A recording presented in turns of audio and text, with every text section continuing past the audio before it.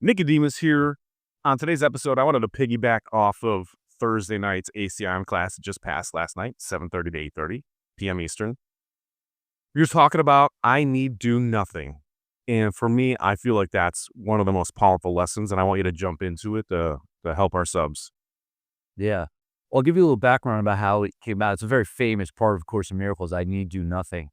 And repeat it to yourself throughout the day. You start to feel just even better. It's like, I need do nothing. Of course, we're going to do all kinds of stuff in our life. A little background on how it came about, it being very famous and well-known part of the Course was Helen. She lived in Manhattan, and I think it was the 16th floor or something. And in her older age, she was afraid of walking up and down the steps. And because she was so high up, uh, if the elevator didn't work, she was scared of that she wouldn't be able to get out of the house or get, if something happened in the building.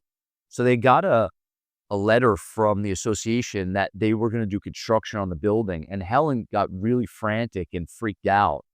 So she was so afraid that she got her husband and they got a hotel for days until the construction was done. It turned out they never ended up doing the construction. So all of her worrying and planning and fear was for nothing.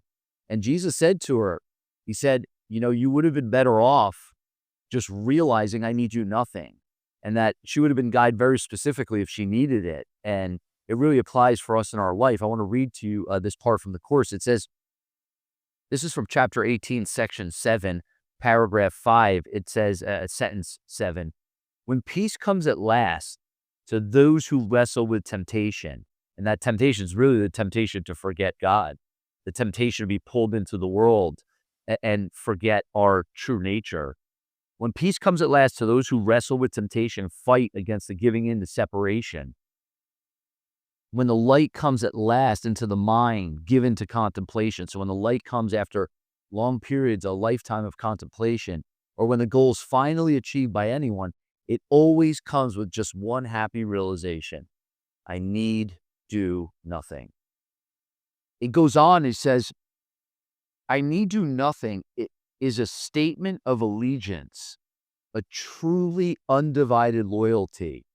Believe it for just one instant, and you will accomplish more than is given to a century of contemplation or a struggle against temptation. And he goes on to say throughout the day and through our life, when he was saying to Helen, is yet there will always this I need do nothing. There will always be this place of rest to which you can return. And you will be more aware of this quiet center of the storm than all its raging activity.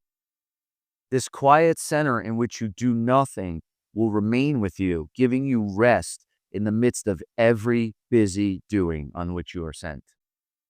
So I need you nothing is a statement of complete loyalty and allegiance to the Holy Spirit. I need you nothing, that God will do all things through me.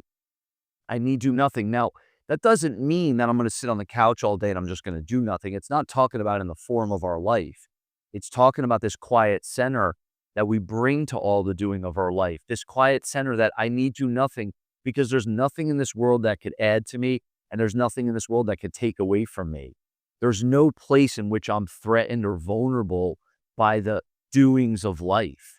Now, just imagine if you could bring I need you nothing into all of the doing of your life.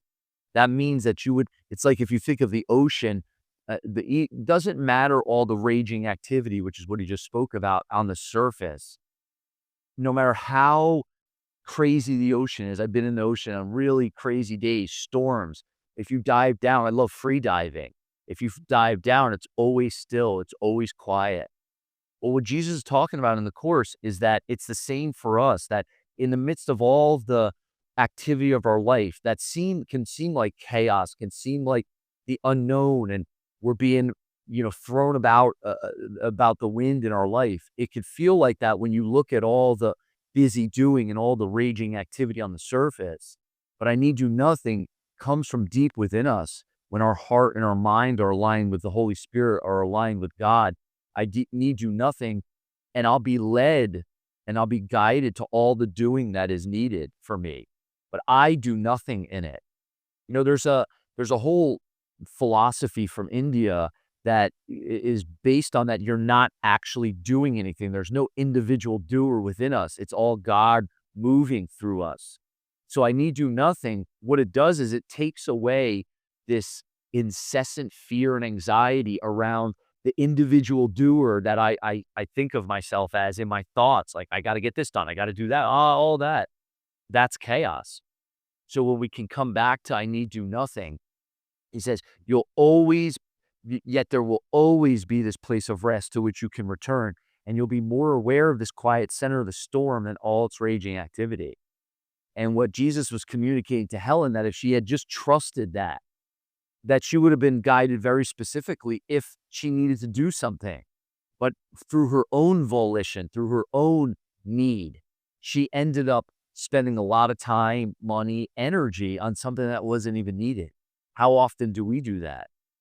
So see as you go throughout your day, whatever it is that you're called to do throughout the day, whether it's going to work, taking care of the kids, taking care of yourself, whatever it is, can you surrender that action and all the results of that to the Holy Spirit, that I need do nothing, and yet God does all things through me.